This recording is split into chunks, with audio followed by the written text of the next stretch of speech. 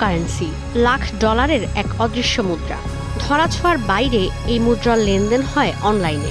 Banking চ্যানেলের মধ্য দিয়ে লেনদেন না হওয়ায় সব দেশে বৈধতা না থাকলেও বৈশ্বিক ক্রিপ্টোকারেন্সির বাজার এখন ৩ ট্রিলিয়ন বা ৩ লাখ কোটি ডলারের উপরে, যেখানে শুধু বিটকয়েনের বাজার প্রায় ২ ট্রিলিয়ন ডলার। ২০১০ সালে যেখানে ক্রিপ্টোকারেন্সিকে বৈধতা দেয়াই ছিল কঠিন, সেখানে ২০২৫ সালে এসে ভার্চুয়াল কারেন্সিকে বৈধতা দেয়া দেশের সংখ্যা অনেক।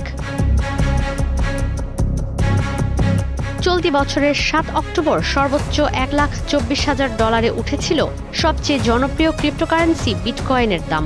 এরপর হঠাৎই ক্রিপ্টোকারেন্সির বাজারে ছন্দপতন। নভেম্বরের মাঝামাঝি এসে একটি বিটকয়েনের দাম নেমে গেছে $৯৫,০০০, যা এপ্রিলের পর থেকে সর্বনিম্ন। নিম্নমুখী ইথেরিয়াম, বিএনবি, টেথারের মতো ক্রিপ্টোকারেন্সিগুলো শুধু নভেম্বরেই $২৮০ বিলিয়ন হারিয়েছে বিশ্বের ক্রিপ্টোকারেন্সির বাজার।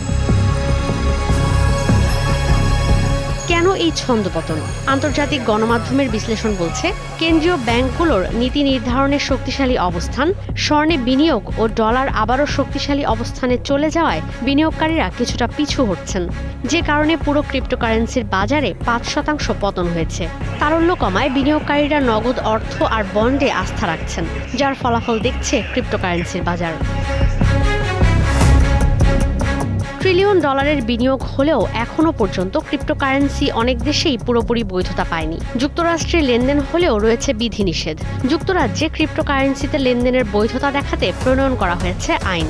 G7 দেশগুলোতে নির্দিষ্ট নিয়মনীতি মেনে ক্রিপ্টোকারেন্সিতে লেনদেন বৈধ।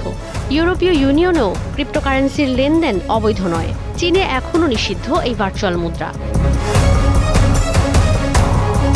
অনেকটা শেয়ার বাজারের মতো কেনাবেচা আর মুদ্রার দামে ওঠানামার বিশাল এই বাজারের লেনদেনকে বৈধতা দিয়েছে পার্শ্ববর্তী দেশ ভারত ও পাকিস্তান। এল সালভাদর তো বিটকয়েনের আলাদা ব্যাংক প্রতিষ্ঠার পথে হাঁটছে। তবে বাংলাদেশে এখনও অবৈধ এই ক্রিপ্টোকারেন্সি।